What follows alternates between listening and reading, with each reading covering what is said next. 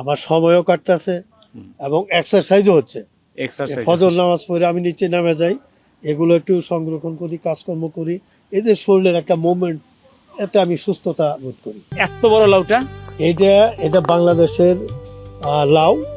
এটাকেই সবাই আমাদের বাংলাদেশে বলে স্বাদের লাউ। তাইটা যখন বীজ বের করে ফেলবো তখন এটা একটা হবে, একটা বস হবে, ওইটাতেই মানুষ ডুগডুগি বানায়। এটা দিন কাটালে আস্তে আস্তে বাগান খুব আমি আগে থেকেই খুব পছন্দ করি। আমার বাড়িতেও বাগান আছে, আপনার লেবু বাগান আছে, লিচু, আপনার নারকেল। তো এখানে এসে ওই কাজটাই মানে করতেছি বসে না থেকে। আসসালামু আলাইকুম, কেমন আছেন? ওয়ালাইকুম সালাম রহমতুল্লাহ বরকাতুহু। ভালো আছি ইনশাল্লাহ, আপনি কেমন আছেন? আমি আলহামদুলিল্লাহ ভালো আছি। এটিভি ইউএস এর পক্ষ থেকে এসেছি। আমাদের যে কৃষি ভিত্তিক অনুষ্ঠান প্রবাস কৃষি নিয়ে আমরা কথা বলবো আপনার সঙ্গে, যদি আপনি অনুমতি দেন। হ্যাঁ জি, বলেন। আচ্ছা, একটু জানতে চাই, এই সময়টাতে আমেরিকাতে শীত আসি করছে, প্রত্যেকের বাড়িতে যারা সবজি লাগিয়েছিলেন সেই সবজি গাছগুলো মারা যাচ্ছে অবস্থা। তো এই মুহূর্তে আপনার কর্মযোগ্য কি, আপনি মূলত কি করছেন? আমার কাজ হলো এখন শেষ সময় এই বীজ সংরক্ষণ করা।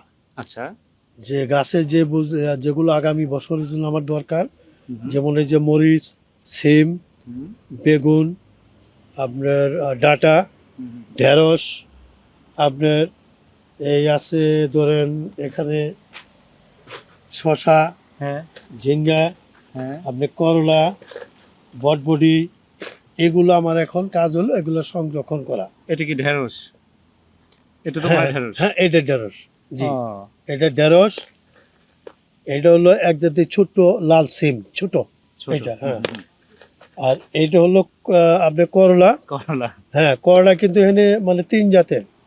একটা হলো সবুজ বড় লম্বা, আর একটা হলো একটু সাদা টাইপের, ওটাও লম্বা। আচ্ছা, আর একটা আছে ছোট, মানে এই যে ছোট বীজ, এটা ছোট গোল, এটা বাংলাদেশের জাত আর কি। আগামী বছরে এগুলো দিয়ে আপনার হচ্ছে চারা হবে। জি জি জি। তো মরিচও তো দেখছি অনেক, এবং ভিন্ন ভিন্ন জাত। হ্যাঁ, এই যে এইটা মনে করেন এই মরিচটাই অনেকেই খুব মানে পছন্দ করে এবং ভালো। এই যে বীজ আমি রাখছি, এইগুলো বীজ, হ্যাঁ, এগুলো হবে। আবার এইটাই হলো আরেক জাতের। আচ্ছা, এইটাও যতগুলো জাতের গাছ লাগিয়েছিলেন সবগুলো দিয়ে পাকিয়ে আপনি বীজ করছেন। জি জি জি।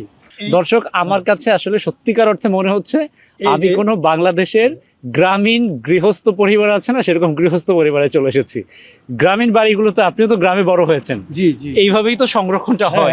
এবং এই যে প্রবাসী আমেরিকার মতো জায়গায় এসে আপনাকে সেই বাংলাদেশের গ্রামীণ জীবনযাপন করতে পারছেন, গাছ লাগাচ্ছেন, বীজ সংরক্ষণ করছেন, আগামী বছর আবার চারা উৎপাদন করবেন, কেমন লাগে? না, খুব ভালো লাগতেছে। আমার সময়ও কাটতেছে এবং এক্সারসাইজও হচ্ছে।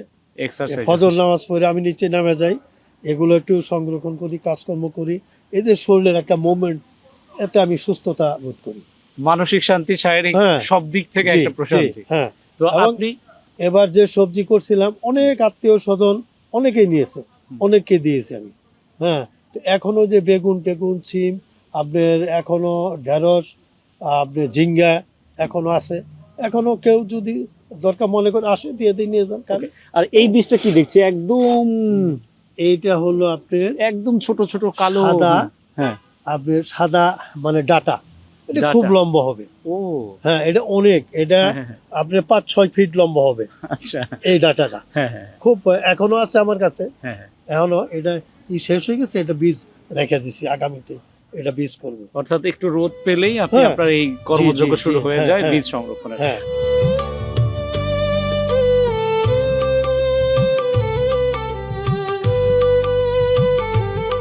যাকে তো দেখলাম বীজ, এবার একটু আপনার গাছ দেখি, আসেন। আচ্ছা, আমরা কি চলেন। একটু জানতে চাই যে আপনি আসলে বাংলাদেশে কি করতেন? আমি বাংলাদেশে সেনাবাহিনী অবসর সার্জেন্ট মোহাম্মদ বদিউজ্জামান।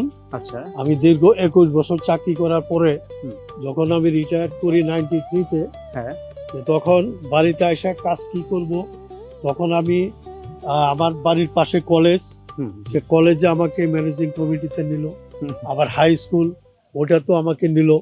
তারপরে দিন কাটালে আস্তে আস্তে বাগান খুব আমি আগে থেকেই খুব পছন্দ করি। পছন্দ। আমার বাড়িতেও বাগান আছে, আপনার লেবু বাগান আছে, লিচু, আপনার নারকেল।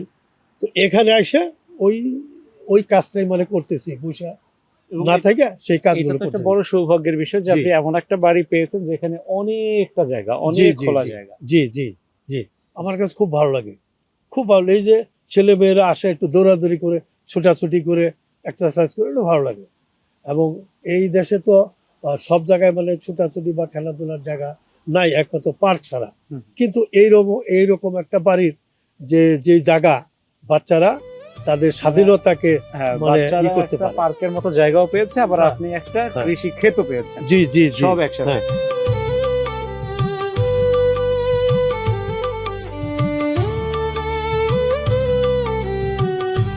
এত বড় লাউটা, এটা বাংলাদেশের লাউ।